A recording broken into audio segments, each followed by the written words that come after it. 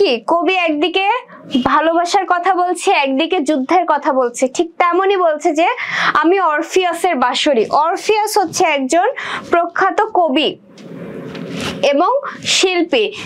Orpheus খুবই সুন্দর বাঁশি বাজাতেন এবং তার বাঁশির সুরে সবাই মুগ্ধ হয়ে যেত। শুধু মানুষই না, পশু পাখি জীবজন্তু পর্যন্ত অরফিয়াসের বাঁশির সুরে একদম পাগল হয়ে যেত। তো কবি বলছে নিজেকে সেই মন মাতানো বাঁশির সুরের সাথে কল্পনা করছে। তারপরে দেখো কি বলছে, মহাসিন্ধু উতলা ঘুম ঘুম। সিন্ধু মানে হচ্ছে সাগর, অর্থাৎ সাগর উতাল মানে এতটা গভীর ঘুম হলে কি সেটা একটা ভালো লাগার বিষয়। যারা ঘুম কাটায় তারা জানে যে একটা ভালো ঘুমের মর্ম কতটা, তাই না? তো কবি ঠিক তেমনই বলছে যে আমি এতটাই গভীর ঘুম যে সিন্ধু যদি তখন একদম উল্টা পাল্টা হয়ে যায়, কবির তাতেও কোনো কিছু যায় আসে না।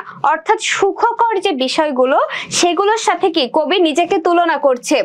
ঘুম চুমু দিয়ে করি নিখিল বিশ্ব নিঝুম। নিখিল মানে হচ্ছে সমগ্র, নিখিল মানে সমগ্র, ঠিক আছে? নিখিল মানে সমগ্র, অর্থাৎ কবি ঘুম চুমু দিয়ে, অর্থাৎ কবি ভালোবাসা দিয়ে সমগ্র বিশ্বকে শান্ত করে দিবে, ঠিক আছে? শুধু যে বিগ্রহ বা যুদ্ধ করেই সবকিছু অর্জন করা যায় সেটা না, কিন্তু ভালোবাসা দিয়েও অনেক সময় অর্জন করে নিতে হয়। কবি সেই দিকটাই এখানে বুঝিয়েছে। তারপরে দেখো কি বলছে, মম বাঁশরি তানে পাশরি।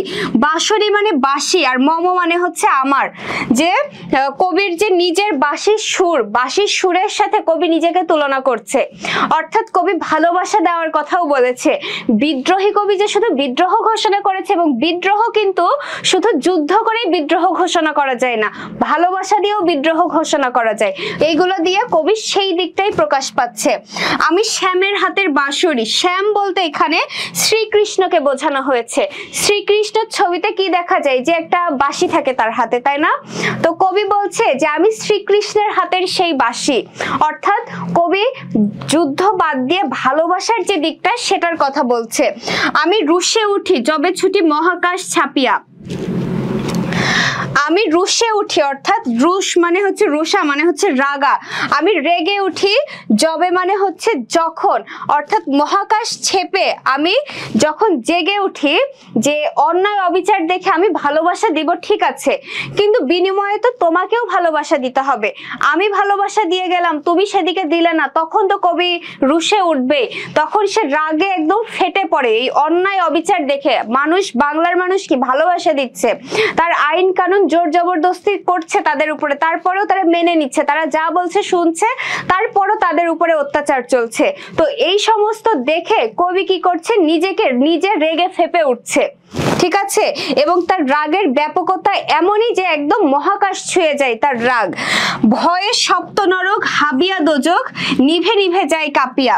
অর্থাৎ কবির রাগের প্রখরতা এমনই, অর্থাৎ কবির রাগটা এমনই বেশি যে সপ্ত নরক, অর্থাৎ সাতটা যে দোজক আছে তার মধ্যে একটা দোজকের নাম কি, হাবিয়া দোজক। হারিয়ান, এটা হবে হাবিয়া, হাবিয়া দোজক, ঠিক আছে? সাতটা দোজকের একটা দোজক হচ্ছে হাবিয়া দোজক, যেটা কিনা খুবই ভয়ঙ্কর। কবির রাগ দেখে কবি বলছে, ঠিক আছে, এটা কবির ভাষা, কবি বলছে যে আমি এতটাই অন্যায় অবিচার দেখে আমি রেগে উঠি, এবং সেই রাগের মাত্রা এতটাই যে মহাকাশ স্পর্শ করে। আবার কি হয় যে সাতটা দোজকের যে হাবিয়া দোজক, যেখানে কিনা কি জাহান্নামের আগুন দাও দাও করে জ্বলে, কবির রাগের তীব্রতা এতটাই যে ওই দোজকের আগুন পর্যন্ত একদম নিভে যায়, ঠিক আছে? নিভে নিভে যায় কাঁপিয়া। অর্থাৎ কবির রাগের প্রখরতা এমনই যে হাবিয়া দোজকের আগুন পর্যন্ত নিভে যায়। তারপরে কি বলছে দেখো, আমি বিদ্রোহ বাহি নিখিল অখিল বেপিয়া। বিদ্রোহবাহী অর্থাৎ কি, তিনি বিদ্রোহ ঘোষণা করছে। নিখিল, নিখিল মানে হচ্ছে সমগ্র, এবং অখিল মানে হলো পৃথিবী, ঠিক আছে? অখিল মানে কি, পৃথিবী। অখিল মানে পৃথিবী, নিখিল অখিল মানে কি সমগ্র পৃথিবী ব্যাপিয়া, অর্থাৎ সমগ্র পৃথিবী জুড়ে যেখানে যেখানে অন্যায় অবিচার চলছে সেখানে সেখানে পৃথিবীর সমগ্র জায়গায় কবি কি বিদ্রোহ ঘোষণা করছে। এখানে কি তোমরা ক্লিয়ার? এইখানে বুঝতে কারো কোনো অসুবিধা আছে কিনা দেখো, এখানে বুঝতে কারো কোনো অসুবিধা আছে কিনা বলো। কবি দেখো কি বলছে, একদিকে বলছে যে আমি অরফিয়াসের যে মন মাতানো যে বাঁশি, আমি অরফিয়াসের সেই বাঁশির সুর।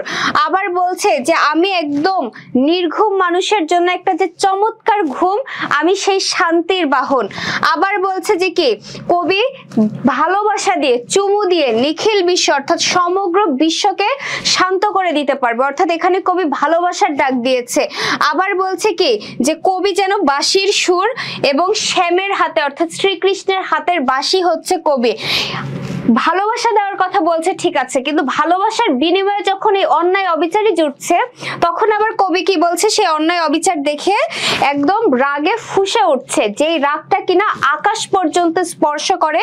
এবং কবির রাগ দেখে 7টা দোজকের মধ্যে যে প্রসিদ্ধ একটা দোজক হাবিয়া দোজক, কবির রাগ দেখে সে হাবিয়া দোজকের আগুন পর্যন্ত নিভে যায়।